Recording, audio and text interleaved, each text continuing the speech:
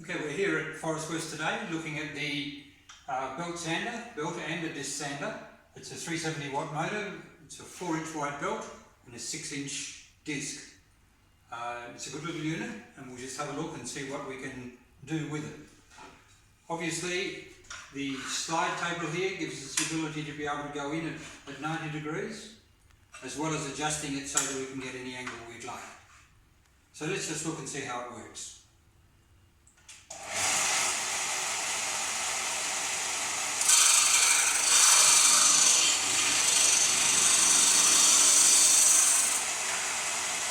Okay, so here we are. We smooth that off at 90 degrees.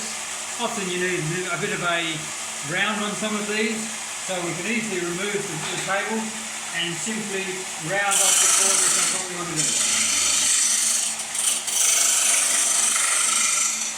Very easy, with no pressure at all, and you get a nice rounded surface.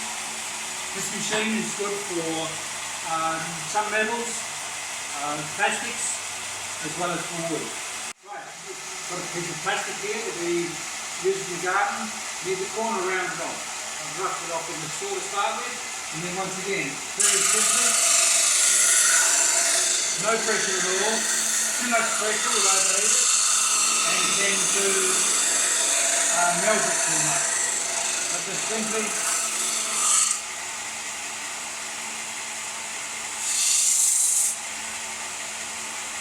and there, quite simply, have the edge rounded off. As well as the disc sander, we also have the belt sander.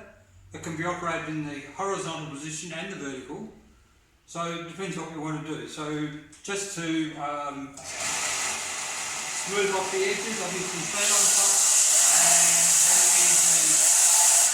and take any rough edges off. If you want to put a chamfer on the corner, you can easily just roll them over.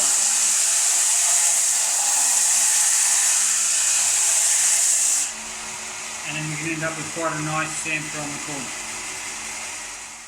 Okay, this machine is very versatile. The actual belt sander can be used in the vertical position along with this rest. So it's simply a matter of getting an Allen key, loosening an Allen key which allows this to come off, and with a spanner, 2 bolts here to be loosened, and this can be moved into the vertical position and the bolt retightened so it's secure, and the rest pushes in position here, and the Allen key locks it up, and we're ready to go for the next vertical positioning. Okay, now that it's in this vertical position, it becomes a very versatile machine. Putting angles on wood for boxes or to make picture frames and getting the mitre right in the corner is always difficult. But using this machine, setting up the guide at 45 degrees, it's a reasonably simple job to be able to run it in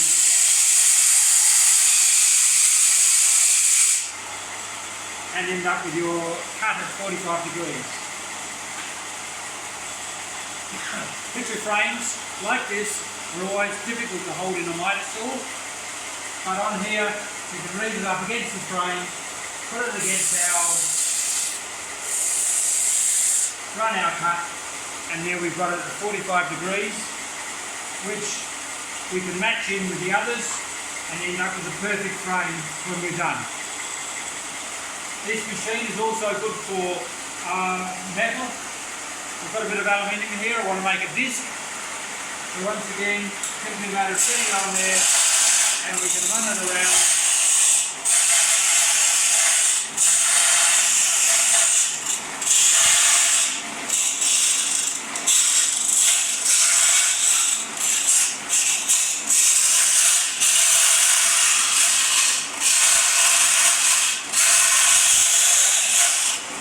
And what could be a very tedious job, we can certainly turn into a disc very easily. So once again, we can freehand on the ends as well, depending on what shape you want, and providing you wherever possible.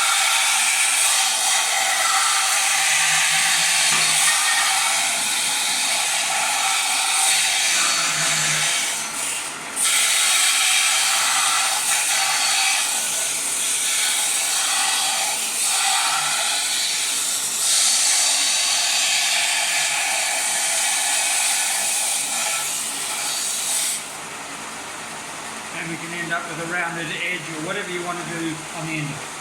The dust-proof switches here work well and keep the dust out of any electrics. Right, when you're using these machines, it's always important to set the guides up properly.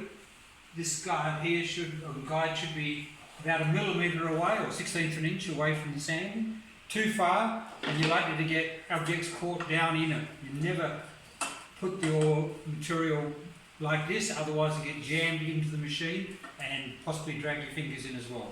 The same goes for the disc. When you're working on the disc, obviously as it turns around, it comes down on this side and up on that side. So when you're sanding, you always sand on the downward side, never here, otherwise it might whip across and throw the piece of material around. Once again, the guide should be set up so it's 1 millimetre away from the sanding disc.